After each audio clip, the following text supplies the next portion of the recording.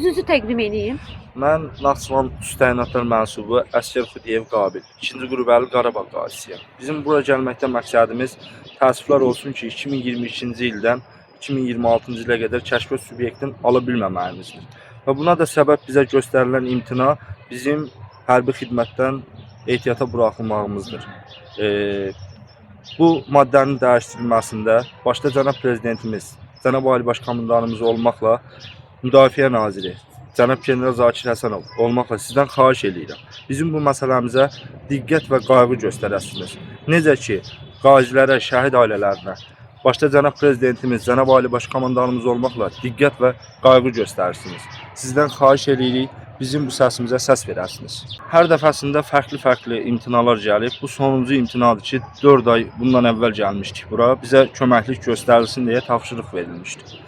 İndi də bizə imtinanın səbəbin biz məhkəmə əleyhinə məhkəməyə verib bu imtinanın, bu maddəni dəyişdirməyi bizə yol göstərirlər. O da bizim əlimizdə olan şəhadətnamələr, yaralanmağımız, 2020-ci ildə gedən döyüşlərdə xəsarət almağımız, bizim əlimizdə bütün sənədlərimiz var və bizim məhkəməyə ehtiyacımız yoxdur.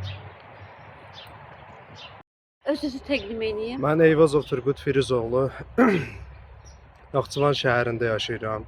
Naxçıvan Xüsusi Təyinatlı Qüvvələr mənsubu ehtiyatda olan 3-cü qrup müharibə əlilliyimin qeydiyyatdayım. Qazi yoldaşımın qeyd etdiyi kimi bizim subyekt pulumuz 5 ildir ki, müxtəlif bəhanələrlə əlimizdən alınıb, bizim haqqımız olan subyekt pulunu ala bilmirik. Siz qeyd edirsiniz ki, müxtəlif bəhanələrdən. Bəli, bəli. Söhbət hansı bəhanələrdən gedir? Söhbət 156-nın E bəndi, 156-nın A bəndi, təxris maddələri qeyd olunur.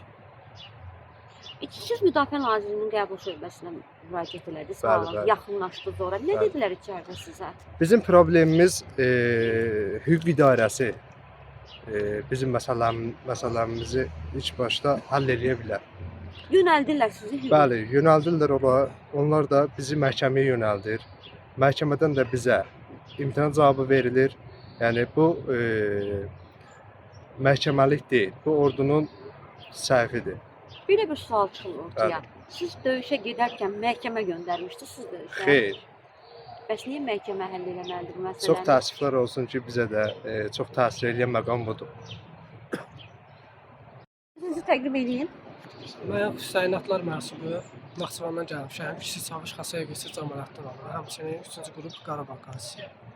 Yoldaşlarımın da qeyd elədiyi kimi biz 5 ilə yaxındır sürünürük.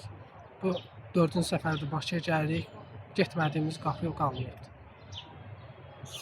Sizinlə bir yerdə olan döyüş yoldaşlarınız alıbmı? Bəli, bizlə bir yerdə olan döyüş Eyni yoldaşlarımız problemdə, sənədlərdə də eyni Bəli, bəli. qaydasındadır. Bəs niyə sizə vermirlər? Bizə deyirlər ki, siz 156-ın A, E bəndləri ilə təxris olubsunuz. Ancaq biz əlimizdə bizim şəhadətnaməmiz var, döyüşdə aldığımız yaralanmalar, travmalar var. Amma buna baxan olmur. Hansı kateqoriyalar var sizdə? F7, kəlləbeyin travmaları. Bəli, F7, F62, F44, F44.1 müxtəlif dərəcədə xəstəliklərimiz var. Aydın. Özünüzü təqdim edin. Mənim Vətən Müharibəsinin qazisi, Naxçıvan Xüsusi Təyinatlı Qüvvələrinin mənsubu Kiçik Çavuş Elnar Mövsümov. Sizin Qeyd qardaşınız etmək- da şəhiddir, səhv eləmirəmsə. Qeyd etmək istəyirəm ki, həmçinin Vətən Müharibəsinin şəhidi Leytenant Elmar Mövsümovun qardaşıyam. Mən də bu silahdaşlarıma, döyüş yoldaşlarımın dediklərinə qatılıram. 5 ildir bu yolu gedib gəlirik. Bizə ancaq başqa vədlər verilir.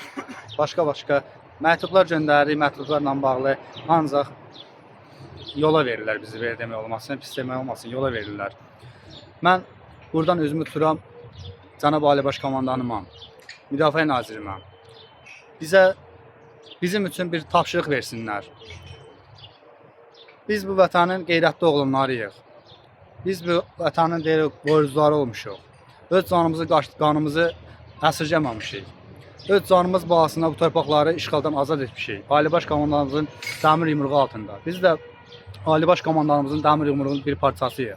Mən xahiş edirəm ki, bir şəhid ailəsinin üzvü kimi, bir şəhid qardaşı kimi, bir qazi kimi, ikinci qrup əllə bizə köməklik göstərsinlər, bizə bir yol açsınlar, bizi bu süründürməkdən canımızı qutarsınlar. Biz də istəyək ki, öz ailəmizin, öz uşağımızın yanında olaq. Mən böyük üçün psixoterapik dərmanlar qəbul edirəm. O dərmanların nəticəsində ailə uşağımın yanında bir balaca da olsa təskinlik tapıram.